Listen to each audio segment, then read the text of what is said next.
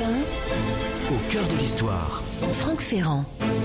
Et on va parler d'un très vieux manuscrit cet après-midi sur Europe 1 avec vous, Franck Ferrand. Bonjour Franck. Bonjour Anissa, bonjour à tous. Nous allons parler d'un manuscrit mixtèque, un document rarissime sous lequel on vient de découvrir un autre texte, figurez-vous.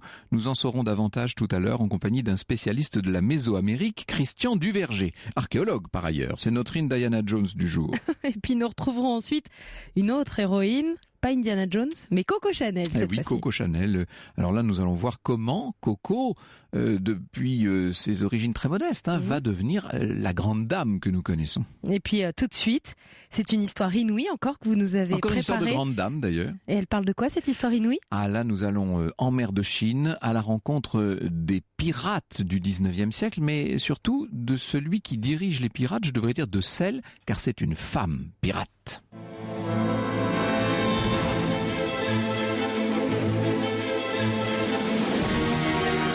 Europe 1, 14h, 15h, au cœur de l'histoire. Franck Ferrand.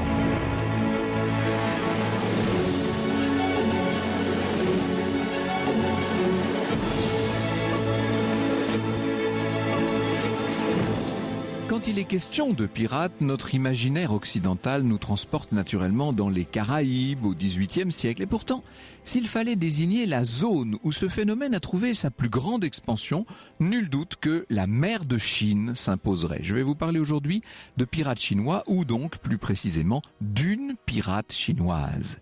1807, une escadre de 400 navires répartis en 6 escadrilles sillonne les côtes de la Chine en battant pavillon rouge parce que les pirates en Chine ont troqué le drapeau noir pour un drapeau rouge. Les 6 escadrilles sont composées de jonques de bois peintes chacune à sa propre couleur, l'escadrille bleue, la rouge, la verte, la jaune, la noire, la blanche. Sur un des bateaux, le maître incontesté de l'escadre, Ching Yi, descendant d'une lignée de pirates 2 fois séculaires, Ching Yi affronte la tempête de l'année.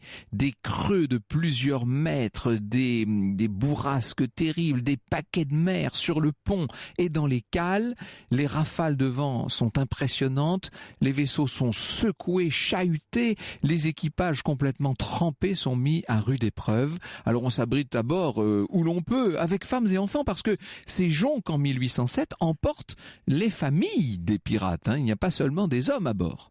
Ching Yi, imperturbable, continue d'envoyer ses ordres, mais le fracas des flots couvre ses paroles. Partout, c'est la panique. Des hommes sont envoyés à la mer dans des cris d'effroi. Ching Yi n'a pas le choix. Il va lui falloir à son tour se mettre à l'abri du typhon. Seulement, alors qu'il était en train de s'engager sur l'échelle de pont, vous savez, une rafale le saisit, le déséquilibre, et le grand amiral des pirates manque une marche. Sa tête heurte une grosse caisse de bois. Il perd connaissance.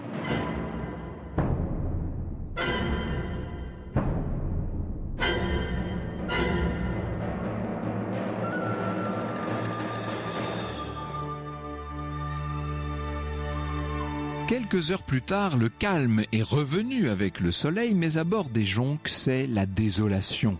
Le typhon a fait de terribles dégâts.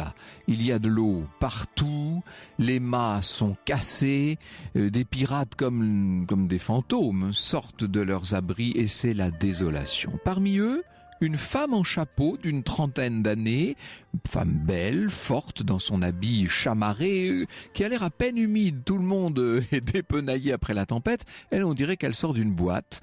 Impossible de ne pas la remarquer tant elle rayonne d'une autorité naturelle. Elle porte une épée à la main, figurez-vous. Elle a été, il n'y a pas très longtemps, capturée, quand je dis pas très longtemps, il y a 15 ans, elle a été capturée dans un petit port, remarquée, choisie, élue par Ching Yi, qui a fini par l'épouser. D'ailleurs, tout le monde l'appelle Madame. Et elle cherche son mari, bien sûr. « Ching, Ching !» dit-elle. « Où es-tu » Il n'y a pas de réponse. Madame ne tarde pas à découvrir inconscient son mari rudoyé par la tempête. Elle va le soigner 3 jours durant, puis le veiller autant une fois mort, car le grand Ching Yi ne s'est pas remis de sa chute dans l'escalier. Madame devient donc Ching Chi, ce qui littéralement veut dire la veuve de Qing. Elle est respectée sans doute, appréciée peut-être par des hommes de la flotte pirate. Elle va en tout cas décider de prendre les choses en main. Elle a vraiment su saisir le destin. Tant pis si certains pirates haussent les épaules, parce qu'ils jugent une femme incapable de commander une telle escadre. Ce sont les mêmes qui ont fait circuler naguère la rumeur selon laquelle avant sa capture, elle avait été prostituée. Qing a le sens des convenances, elle attend une escale à terre et là, d'une voix qui ne faiblit pas, sur un ton calme, un ton qui contraste avec la véhémence de son défunt mari, elle annonce sa grande décision et elle l'annonce à tous. Désormais, je suis votre capitaine. Vous devez tous m'obéir. Alors, on imagine le léger murmure dans la foule et le flottement. Certains ne peuvent s'empêcher de ricaner, d'autres marmonnent des mots inaudibles. Mais la légitimité de la veuve est telle qu'en fin de compte, personne ne va vraiment broncher. Elle profite de la sidération générale, Madame Qing. Elle proclame immédiatement amiral, c'est-à-dire son bras droit, le fils qu'elle avait adopté avec Qing-Yi. Il s'appelle Shang Pao. Il était jusqu'ici le commandant de l'escadre rouge, un jeune homme de 20 ans, orphelin, que le défunt Qing-Yi avait remarqué pour sa bravoure. Et elle, Madame Qing, pour sa beauté, dire qu'elle commande à présent une armada de 400 navires, près de 70 000 hommes. Et c'est déjà le moment, l'épreuve du feu. Il n'a pas fallu 2 jours pour que les pirates fassent main basse sur une ville d'estuaire. Ils pillent tout. Ils s'emparent des denrées rares, des objets précieux, des habitants utiles. De nouvelles femmes sont capturées, tirées à bord des navires par leurs chevelures. C'est comme ça qu'on procède. Qing-Yi n'a même pas scié devant tous ces désordres. Dans son propre esprit, elle porte déjà le surnom que lui donnera l'histoire, la terreur des mers de Chine. Europe 1, au cœur de l'histoire. Revient dans un instant. Europe 1, au cœur de l'histoire. Franck Ferrand. Et c'est encore une histoire très étonnante que vous nous racontez aujourd'hui, Franck. L'histoire de cette femme pirate, bientôt appelée la terreur des mers de Chine, Qing Shi, une pirate du début du 19e siècle. Alors, est-ce qu'à l'époque, c'était courant d'avoir des femmes pirates ou est-ce qu'il y en avait d'autres? Alors oui, en Chine, il y en a plusieurs.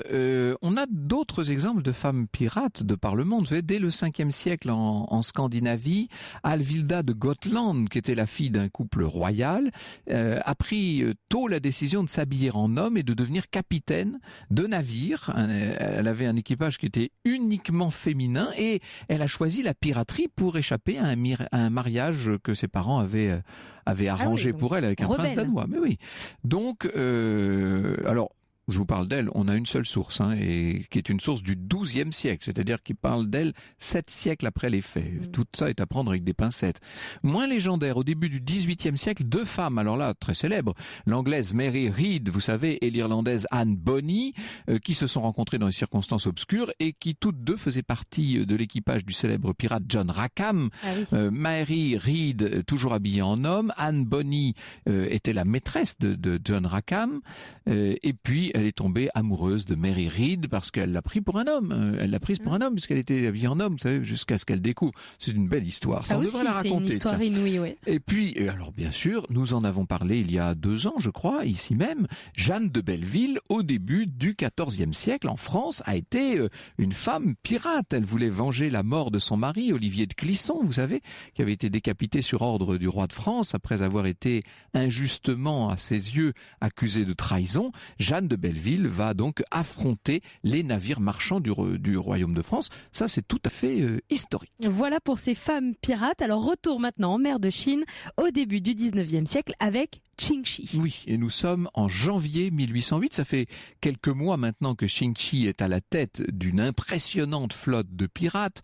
600 navires, je vous ai dit, 70 000 hommes. Son territoire est très grand. Il s'étend de la Malaisie jusqu'à la Corée. Elle règne en maître sur le monde de la piraterie asiatique. Je vous ai dit qu'on l'avait qualifié de terreur des mers de Chine. De nombreux navires marchands sont pillés, y compris ceux des Européens. elle met toutes les villes qu'elle croise à sac. Sur les bateaux, la nourriture est abondante. Enfin, on peut dire que c'est un très grand succès, le gouvernement, si je puis dire, de cette Qingxi. Comment est-ce qu'elle en est arrivée là? Bien, par le fruit d'un réseau d'espionnage qu'elle a réussi à mettre en place très vite. En quelques semaines seulement, désormais, les pirates sont renseignés à l'avance sur le moindre événement des ports et des côtes, ce qui rend évidemment leur tâche beaucoup plus facile. Ce réseau, Madame Qing l'a constitué avec le concours de son fils adoptif, Chang Pao, le nouvel amiral, un fils adoptif dont elle n'a pas hésité à faire son amant. Entre eux, les pirates commentent cette effarante nouvelle. Madame Qing, qui vit donc avec Chang Pao, on commente à voix basse, même à voix très basse, parce que la nouvelle amirale a su se faire craindre. La discipline sous son règne atteint des sommets. Un exemple, Qingxi un jour est tirée de sa sieste par une bagarre entre deux chefs pirates. Elle interrompt son repos, s'interpose au moment où les deux hommes étaient sur le point de tirer leur épée, et évidemment il s'arrête aussitôt, il s'incline devant elle. Elle ne va pas les laisser s'en aller aussi tranquillement, bien entendu. Sur un geste, 4 hommes de main immobilisent les deux hommes, déchirent leurs chemises, leur nouent les mains à un poteau et sortent les fouets. 50 coups cruels avant la mise au fer. Et Madame Qing va plus loin. Depuis sa prise de fonction, elle a carrément mis en place un véritable code de la piraterie. Il faut dire que son mari avait déjà montré la voie.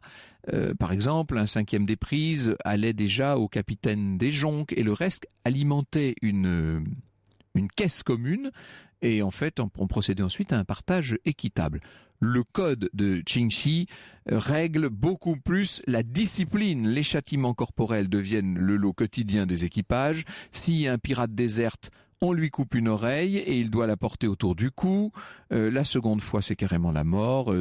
Chaque exaction maintenant correspond à une punition sévère, etc. Avec beaucoup de mise à mort. Madame Qing a réussi à mettre en ordre, si je puis dire, toutes ces embarcations pirates grâce à une discipline de fer, tout simplement. Elle s'intéresse aussi au sort des femmes captives. C'est son sort à elle, ne l'oubliez pas, c'était son cas. Si un simple pirate entretient des rapports sexuels avec une prisonnière de haut rang, même si elle est consentante, lui est décapité et la captive est jetée à la mer, des poids accrochés aux pieds. Le seul moyen pour un pirate désormais de s'unir sexuellement à une détenue, ce sera de la prendre pour épouse, sous peine de mort. Au reste, bien des captifs vont refuser les mariages qui leur sont proposés et elles préfèrent se suicider en se jetant à l'eau. Mais le plus extraordinaire dans l'histoire de Qingxi, ce sont les liens qu'elle va tisser avec la cour impériale dès la fin de 1808. Oui, vous m'avez bien entendu, cette femme pirate, cette criminelle, si je puis dire, va devenir l'interlocutrice de l'envoyé de l'empereur de Chine.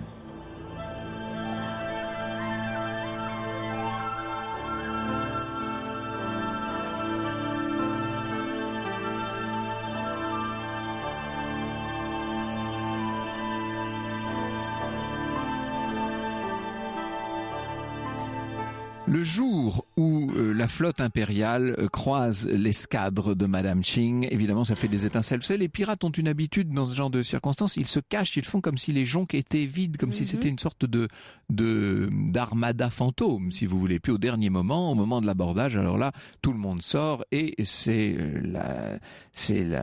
l'empoignade. Certains soldats impériaux sont éventrés, on les jette à la mer, d'autres sont capturés, etc.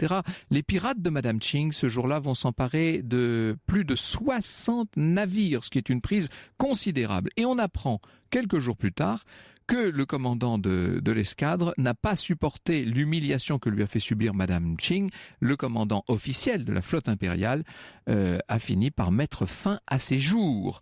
On a pris beaucoup de bateaux, il n'y a plus de commandant. Ça justifie que le gouvernement se pose des questions. Bien sûr, on est obligé, pour vous donner une idée, on est obligé d'acheter des bateaux de pêche pour combler les vides. Quelques mois plus tard, nouvelle alerte, les Chinois, enfin le gouvernement devrais-je dire, envoie des bateaux suicides chargés de paille et d'explosifs. Seulement les hommes de Madame Ching arrivent à éteindre les incendies et ils s'emparent encore une fois d'un grand nombre de navires. Tout ça devient un véritable problème pour le gouvernement. C'est un problème aussi de son côté pour Madame Ching qui n'est pas rassurée. Elle sait que le danger le plus menaçant se situe à l'intérieur même de la flotte, puisque des rivalités apparaissent maintenant entre les différents chefs d'escadrille. Et un matin, un des proches de Qingxi accourt auprès d'elle essoufflé. L'escadre de Opotai, dit-il, a livré une bataille contre celle de Chang Pao, donc son complice. Des jonques ont été coulées, les hommes sont morts. Et là, Madame Ching se dit qu'il est grand temps pour elle de réagir. On se demande même si elle n'a pas pleuré ce matin-là. En tout cas, elle s'est retirée dans ses appartements. Après avoir perdu son mari, elle se demande si elle ne va pas perdre celui qu'elle aime, ce Chang Pao, ce capitaine qui est un petit peu son premier ministre, si vous voulez. Elle se sent responsable parce qu'elle savait que Opotai, à la tête de l'escadrille verte, aussi brillant que redoutable, ce Opotai, qui a toujours été jaloux de Chang Pao, elle savait qu'il était en train de monter tout un plan contre lui. Dans les jours qui suivent, on peut dire que ce sont des jours très durs pour elle. On est sans nouvelles de Chang Pao. Et puis, un soldat finit par arriver avec de nouvelles informations. Chang Pao est vivant.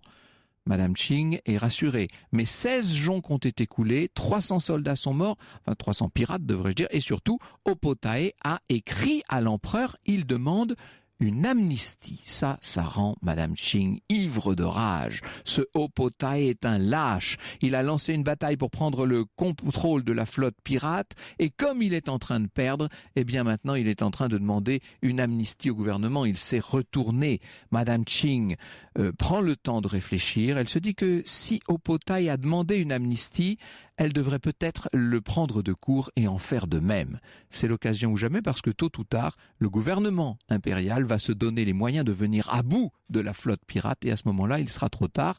Madame Ching est une femme prévoyante. Ce n'est pas seulement une chef d'armée extraordinaire, c'est ce que l'on peut appeler un véritable stratège. Europe 1, au cœur de l'histoire. Europe 1, Au cœur de l'histoire. Franck Ferrand. Madame Qingxi, la pirate que nous découvrons aujourd'hui, est une redoutable femme, une chef de guerre très stratège. On vient de le découvrir avec vous et avec ses batailles qu'elle a livrées pendant toute sa carrière. Elle veut contrer son ennemi Opotai, qui lui a demandé l'amnistie de son côté. Ça fait 3 ans, en 1810, que Madame Ching domine la mer de Chine avec son impressionnante flotte de pirates. Seulement, elle a bien conscience de la précarité de sa position et elle va profiter de cette initiative isolée du traître Opotai, traître à ses yeux, pour prendre langue avec le gouvernement impérial et on lui envoie un gouverneur. Et la première rencontre a lieu sur les eaux, dans le delta du Xiqiang. Le gouverneur arrive à bord d'une jonque impériale somptueuse. Madame Ching, de son côté, montre tout ce qu'elle peut montrer. On a organisé, on a bien aligné la flotte, elle est impressionnante. On a fait sortir tous les grands pavillons, on joue de la musique, etc. Tout ça pour impressionner le gouverneur qui, entre nous, est surtout impressionné par la beauté, par l'élégance de cette dame. Et puis, coup de théâtre, dans la soirée, apparaissent sur le delta des vaisseaux portugais, qui sont les alliés du gouvernement. Et là, Madame Ching se dit que c'est une trahison, qu'on lui a tendu un piège. Les pourparlers sont rompus. Les ministres impériaux vont néanmoins tout faire pour reprendre les négociations. Tout ça va durer des mois. Madame Ching va finir par organiser une sorte de grand cortège et elle va finalement venir avec les épouses et les enfants des pirates dans le port de Canton où elle retrouve le gouverneur. Alors on exécute bien quelques pirates, d'autres sont bannis, mais disons-le, la plupart des pirates vont être amnistiés. C'est un grand succès pour Madame Ching qui repart avec son butin, si je puis dire. Elle ira avec tout ça ouvrir une maison de plaisir à Canton. Toutes les charges contre elle sont annulées. Je ne sais pas si vous imaginez ça, et pourtant elle en a des morts sur la conscience. Elle mourra elle-même seulement en 1844. On pense qu'à l'époque, elle n'avait que 69 ans.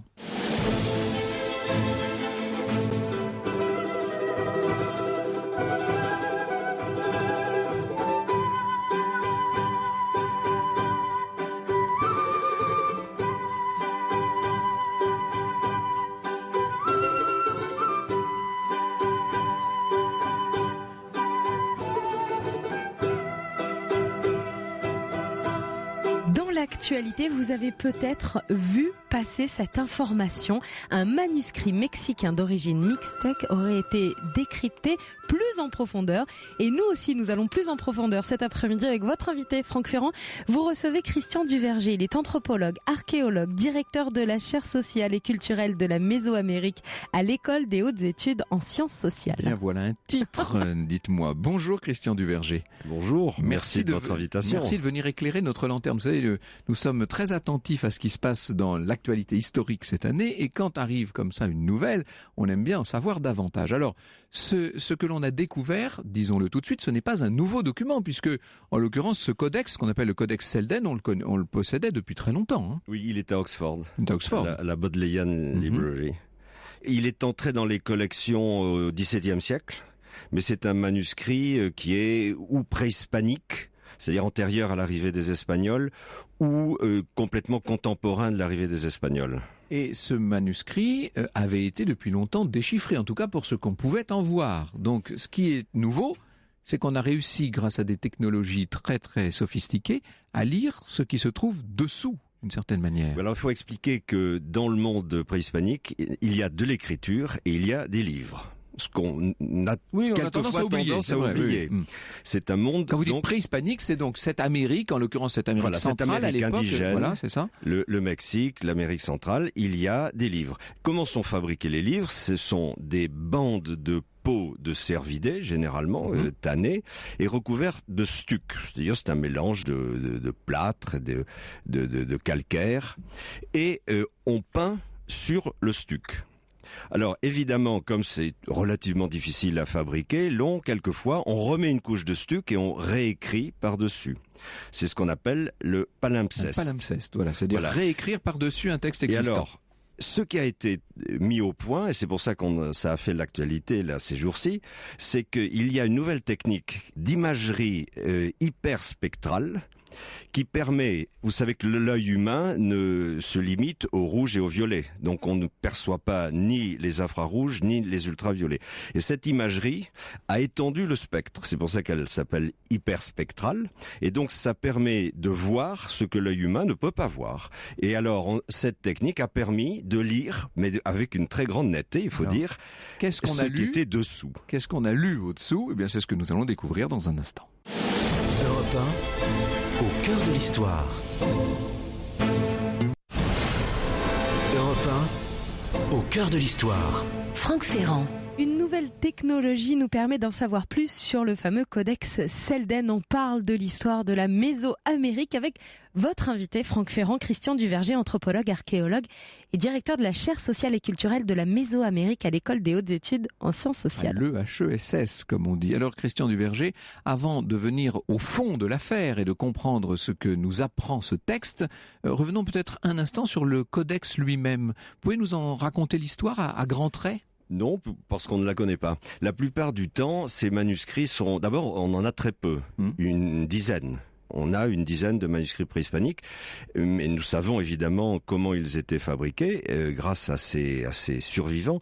Mais évidemment, ils ont dû, pour parvenir à nous, ils ont dû échapper à quand même beaucoup d'autodafés. Oui, ils ont été détruits parce qu'on pensait au départ que c'était des représentations de Dieu, que c'était donc idolâtrique. C'était hérétique, en réalité, profondément hérétique pour l'époque, du point de vue. En réalité, on n'a pas compris ce qui se passait, on n'a pas compris que c'était des livres d'histoire, car c'était des livres d'histoire. Et parce que cette écriture se présente de façon figurative, c'est-à-dire au lieu d'avoir des signes conventionnels, comme nous utilisons, des signes d'alphabet, on utilise la figuration, qui peut être la figuration humaine, la figuration animale, ou même des symboles. Et cette écriture est idéographique, c'est-à-dire ce qui est écrit, c'est une idée et non pas une langue. Voilà, c'est ça. Par exemple, quand nous traçons sur un papier le chiffre 2, on peut le lire dans n'importe quelle langue. Ça peut être tout, ça peut être deux, ça peut être zwei. Voilà, c'est le même principe. C'est ce qu'on appelle l'idéographie. Donc, ils ont fait le choix de l'idéographie parce qu'il y avait plusieurs langues parlées sur le même territoire. C'est-à-dire qu'on pouvait, à partir d'un même texte, le lire de façon très différente, mais avec le même sens. On peut dire ça. Voilà, on accédait directement au sens et chacun pouvait le phonétiser dans sa langue. Donc si c'était des Mixtèques, ils le phonétisaient en Mixtèque, si c'était des Nahuas en Nahua, etc. Chacun pouvait lire dans sa langue. On possédait ce codex Selden, celui qui nous intéresse, à Oxford, à la Bodleian Library depuis donc très longtemps. On avait lu ce qui était en surface et grâce à cette analyse hyperspectrale, on peut désormais lire ce qui se trouve dessous. Que nous apprend cette découverte ? Alors, en réalité, il me semble que ce qui est écrit dessous, c'est un ajout du moment de la colonie. Parce que ces manuscrits qui enregistraient l'histoire des cités, car le système est organisé autour de cités, ces cités ont un territoire qui est organisé d'ailleurs pas seulement comme un territoire administratif, mais comme un territoire symbolique, où le nord, le sud, etc. ont des fonctions symboliques, c'est-à-dire ça va très au-delà de ce qu'on appellerait notre géographie. Il y a des composantes donc symboliques et culturelles très importantes derrière. Donc ça, c'était écrit dans des manuscrits. Et presque tous les manuscrits se présentent à la fois comme des sortes de généalogies. Il y a une sorte de définition de la continuité de l'occupation du territoire par un groupe. Un peu comme dans les sagas nordiques, hein. On a comme ça une longue généalogie qui commence le texte. Voilà, elles sont plus ou moins mythiques, ça c'est pas très important vraiment. L'important c'est la continuité de l'occupation du territoire. Ça veut dire nous sommes occupants de ce territoire défini de telle sorte depuis longtemps. Donc il y a à la fois des personnages, il y a des glyphes qui représentent des lieux, des toponymes, et il y a des dates de calendrier, ce qui indique bien qu'on est dans un système d'histoire.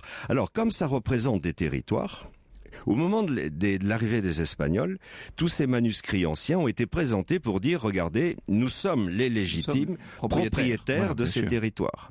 Et quand après on est passé à un système d'imposition, c'est-à-dire que la couronne espagnole a dit qu'il faut payer des impôts. Quelle drôle d'idée, payer des impôts. Mais enfin, bon, ça existait quand même à l'époque préhispanique sous une autre forme. Mais quand on est passé à la dimension fiscale de l'occupation espagnole, à ce moment-là, chacun a dit, mais non, là, on est beaucoup trop taxé, notre territoire, c'était ça. Et donc, on utilise ces documents anciens pour prouver un certain nombre de choses, et notamment pour dire de tout temps à jamais, on n'a jamais payé d'impôts, donc je vois pas pourquoi on va en payer maintenant. Donc, il y a eu des opérations de réécriture, si vous voulez, de certains manuscrits au moment de la conquête.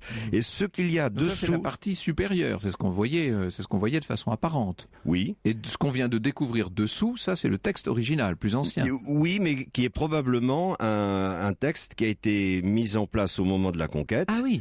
Oui. Et puis, finalement, les auteurs se sont dit, on va passer à une autre version, parce que celle-là est peut-être un peu discutable. Alors, on a mis une couche de stuc et on a repeint une partie.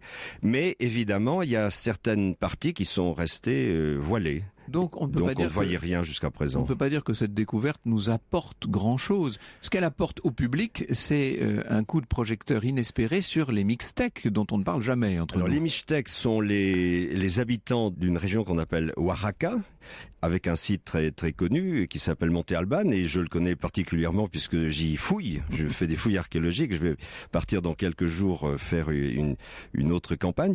Et ce sont les occupants d'un territoire qui est composé à la fois de hauts plateaux et d'une partie côtière du côté du Pacifique.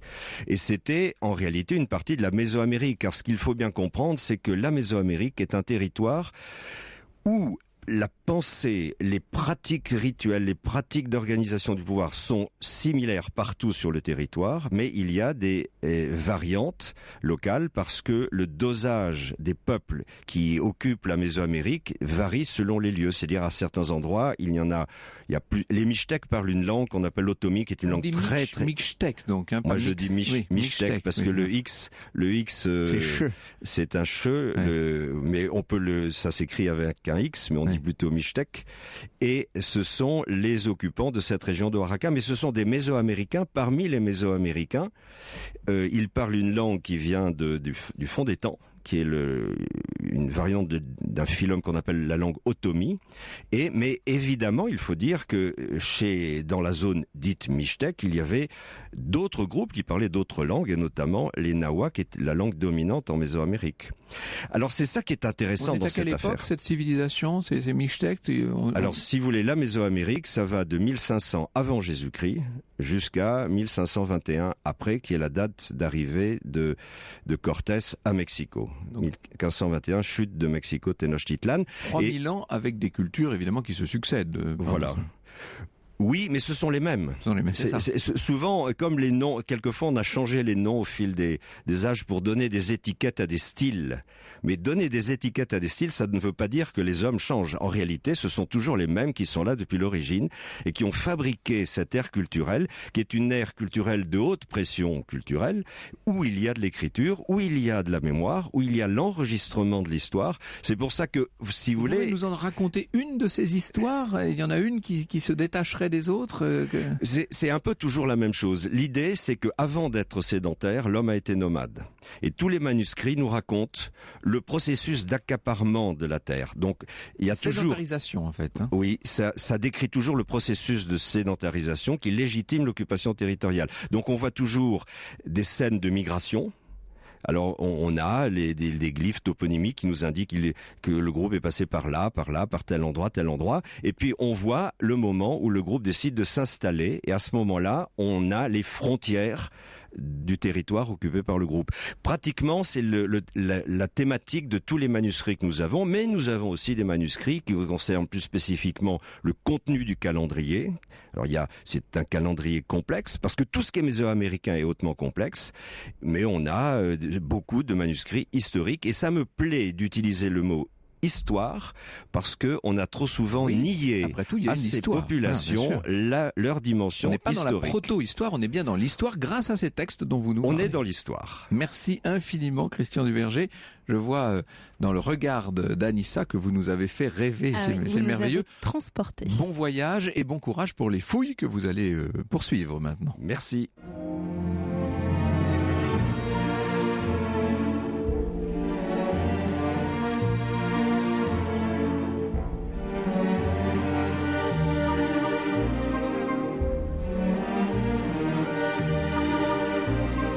Cette semaine, Franck Ferrand, vous avez décidé de nous raconter l'incroyable destin de Coco Chanel, celle qui représente le chic à la française. Et oui, et vous savez, c'est un journaliste de l'Humanité qui, il y a une quinzaine d'années, posait la question à Edmond de Charleroux, biographe de Coco Chanel. Elle lui demandait si c'était un génie de la vie. Et voilà ce que répond Edmond de Charleroux. Elle savait attraper au vol les questions positives que la vie nous pose au lieu de les éluder et de s'en détourner. Gabrielle Chanel était comme une abeille. Elle a fait de ses mains son alvéole jour après jour, commençant dans une chambre de château où elle était une femme entretenue. Les jeunes femmes qui acceptaient de vivre hors mariage avec les fils de famille étaient alors vouées tôt ou tard à la misère. Eh bien, elle est sortie de cette condition pour se retrouver couturière. Elle a boulonné, elle a commencé par faire des chapeaux pour ses copines. Elles étaient d'immenses comédiennes. Elles lui ont fait une publicité à tout casser. Au cœur de l'histoire. Sur Europe 1. Sur l'abus d'alcool. Europe Au cœur de l'histoire. 1. Franck Ferrand. Et c'est Coco Chanel qui nous accompagne toute cette semaine. Nous sommes au cœur de son grand destin. Alors hier, vous nous disiez qu'elle était née à Saumur. Elle a passé une partie de sa jeunesse à Moulins, à Vichy. Coco Chanel vit maintenant chez Étienne Balzan. Et oui, et cette jeune femme très mince, très brune, au visage émacié, au trait vif, qui fascine les invités, s'adapte très bien, c'est le moins qu'on puisse dire. La vie lui paraît délicieuse auprès d'Étienne Balzan. Néanmoins, elle est sans doute trop fière et trop indépendante pour envisager de se contenter de cette situation par ailleurs très agréable. Gabrielle veut absolument voler de ses propres ailes, ce qui à l'époque et dans sa position revient à faire preuve d'une originalité hors du commun. C'est ce que disait Edmond de Charleroux il y a un instant. Alors, évidemment, elle ne connaît pas grand-chose de la vie et elle ne sait pas faire énormément de choses en dehors de la couture, je vous l'ai dit, puisqu'elle était couturière. Elle réclame un modeste atelier de modiste. Elle a toujours eu la passion des chapeaux, des coiffures, etc. Elle va avoir son atelier très bien placé, avenue Gabriel, et puis bientôt l'atelier déménage rue Cambon, ça y est, nous y sommes, et à partir de 1913, on voit Gabriel, Coco comme tout le monde l'appelle déjà à l'époque, on la voit ouvrir une boutique de mode à Deauville. C'est exactement ce qu'il lui fallait Deauville, tout lui plaît là-bas. Il y a le cheval, j'ai peut-être pas encore eu l'occasion de vous le dire, mais elle adore monter à cheval, elle y passe son temps.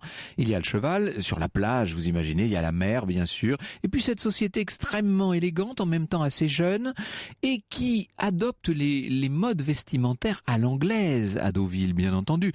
On s'y promène beaucoup plus décontracté qu'à Paris.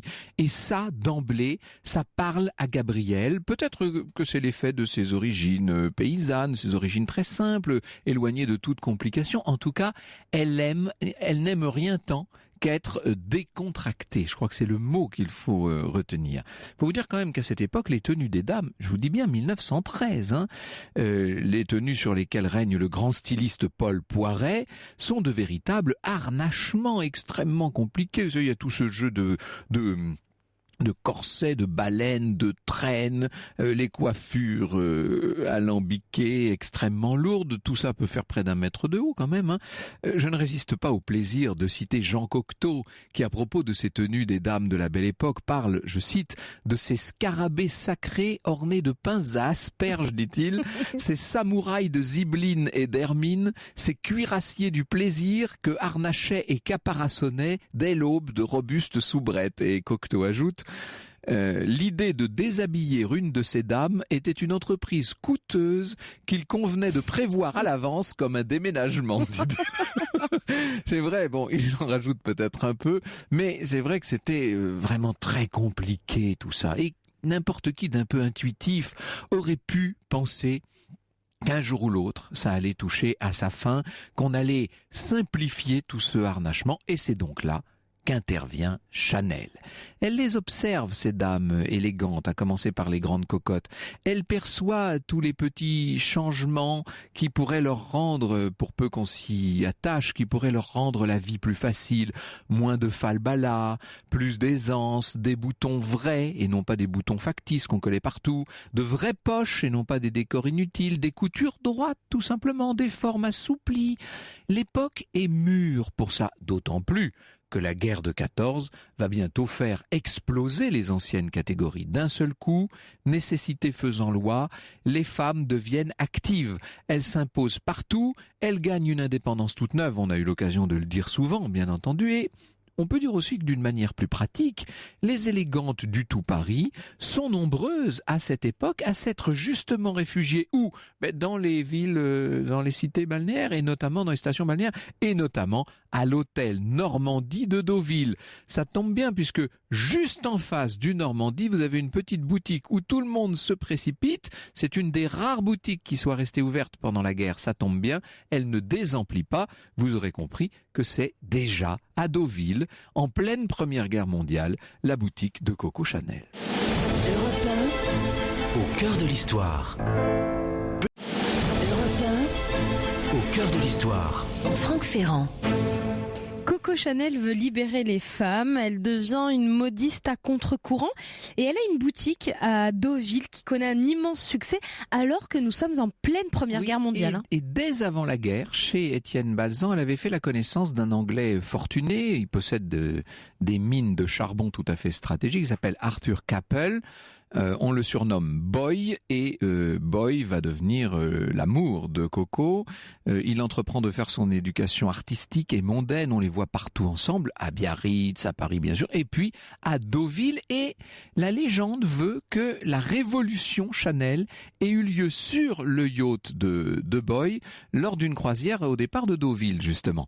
Il fait un petit peu frais, il y a du vent, vous savez, il y a des embruns. Enfin, on est en Normandie, ceux qui connaissent bien la Normandie me comprendront. Et un gentleman à bord qui retire son chandail et qui le propose à Coco. Elle le met sur ses épaules et là elle dit mais c'est une merveille, elle adore le côté un peu robuste de ce vêtement, évidemment qui n'a pas été conçu pour une femme, avec justement ses coutures très droites, etc. Ça lui plaît énormément. Elle a l'idée de garder le chandail et elle voit surtout, dans le regard des hommes qui sont à bord, elle voit une espèce de trouble.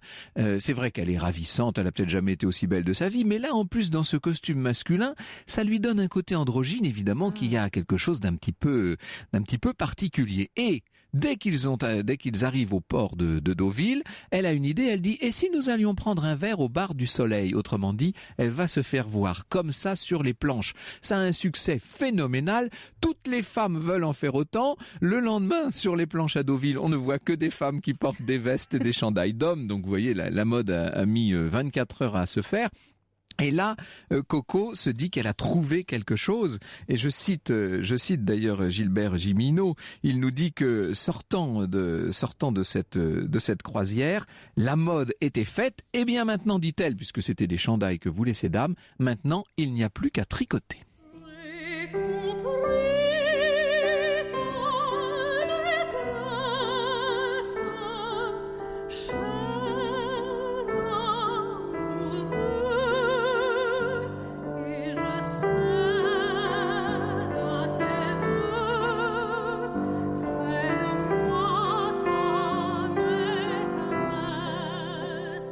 En l'an 2000, Henri Gidel, l'ami Henri Gidel, a consacré une grande biographie chez Flammarion à Coco Chanel et il écrit notamment ceci qui est très juste. En fait, la révolution opérée par Gabriel ne se limitera pas au choix de nouvelles matières. Naguère, c'était l'aspect décoratif du vêtement féminin qui était la préoccupation essentielle des couturiers. Eh bien, aux yeux de Chanel, c'est la silhouette générale, la ligne qui doit primer. Il est urgent de la débarrasser de tous les ornements superflus. Et sitôt la paix revenue, au lendemain de cette Première Guerre mondiale, Chanel va donc lancer une mode radicalement nouvelle. Mode qui rencontre tout de suite l'adhésion de toute une partie de la gent féminine. Et il faut vous dire que toutes ces dames en avaient un petit peu assez des colifichets, des dentelles et des froufrous. Elle va même plus loin puisque Coco Chanel va avoir cette idée incroyable d'emprunter un certain nombre d'accessoires de mode aux tenues des employés, des ouvrières, des domestiques même. Prenez les petits cols blancs, vous savez les cols Chanel, c'est exactement les cols que portaient les bonnes autrefois sur leur petite robe noire. Le côté bleu marine et blanc, c'était la tenue qu'elle avait elle-même à l'orphelinat, etc. Vous voyez, elle va faire entrer dans le grand monde, si je puis dire, et dans la haute mode. Elle va faire entrer des codes, des habitudes, un style qui jusqu'alors étaient réservés aux petites gens. Ce changement de style, du reste, ne va pas se limiter aux vêtements. Pour fêter ses premiers 200 000 francs de bénéfices, 200 000 francs or de l'époque, c'est vraiment beaucoup d'argent, elle décide de se couper les cheveux. Et elle le fait savoir, bien entendu, on ne parle que de ça à Paris. La physionomie qui désormais sera la sienne, ce genre garçonne un peu effronté comme ça, cette physionomie va faire le tour non seulement de la France, mais de l'Europe, mais du monde entier. Elle est en train de changer la façon de se présenter, tout simplement. C'est elle aussi qui, la première, va se laisser brunir le visage au soleil. À l'époque, ça ne se faisait pas, il fallait être très très blanche, vous savez.